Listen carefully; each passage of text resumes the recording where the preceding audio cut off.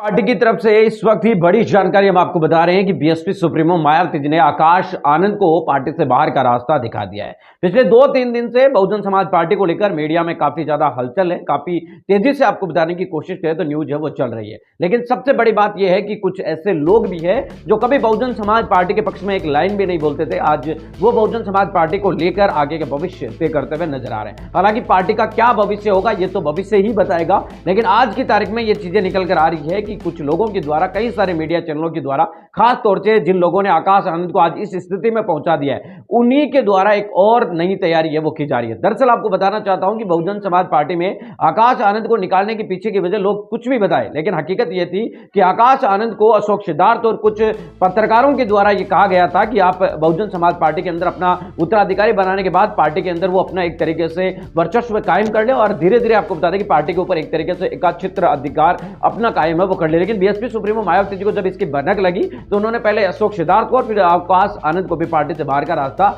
दिखा दिया। पिछले 2 दिन से जब से आकाश आनंद को पार्टी से बाहर का रास्ता दिखाया गया, तब से आपको बता दें कि उन पत्रकारों की स्वामी भक्ति बाहर आ चुकी है और वो आकाश आनंद के प्रति एक तरीके से नजर आ रहे हैं कि जैसे वो बीएसपी सुप्रीमो मायावती जी को क्रिटिसाइज है वो करते नजर आ रहे हैं। बीएसपी सुप्रीमो मायावती जी को कमजोर नेता के तौर पर साबित करने में जुटे हुए, जबकि आकाश आनंद को मजबूत। जबकि हकीकत यह है कि आज की तारीख में भी आकाश आनंद को अगर कोई जानता है तो वो बीएसपी सुप्रीमो मायावती जी की देन है। बीएसपी सुप्रीमो मायावती जी की वजह से ही आकाश आनंद को लोग जानते हैं। हालांकि आकाश आनंद अगर नई पार्टी बनाकर भी मैदान में उतरना चाहे, अपनी ताकत दिखाना चाहे तो दिखा सकते हैं, इसमें कोई दो शंका नहीं है। और किसी को भी बहम निकालना हो तो वो निकाल भी लेना चाहिए, क्योंकि मन में कभी भी नहीं रखना चाहिए। देश की राजनीति के अंदर कई सारी राजनीतिक पार्टियां बनी है और भी बन जानी चाहिए। दूसरी बात, बीएसपी की तरफ आते हैं तो बहुजन समाज पार्टी को लेकर आज की स्थिति हकीकत में यही है कि बहुजन समाज पार्टी का भविष्य वो आगे कुछ भी नजर नहीं आ रहा कि बहुजन समाज पार्टी आगे किस तरफ है वो जाएगी। और बहुजन समाज पार्टी आज इस स्तर पर पहुंची है, इसकी सीधे सीधे जिम्मेदार पार्टी की अध्यक्ष भी रही है और पार्टी के बाकी नेता भी रहे, जो आपको बता दें कि पार्टी के अंदर गतिविधियों में रहे। लेकिन एकाधिकार के तौर पर यहां पर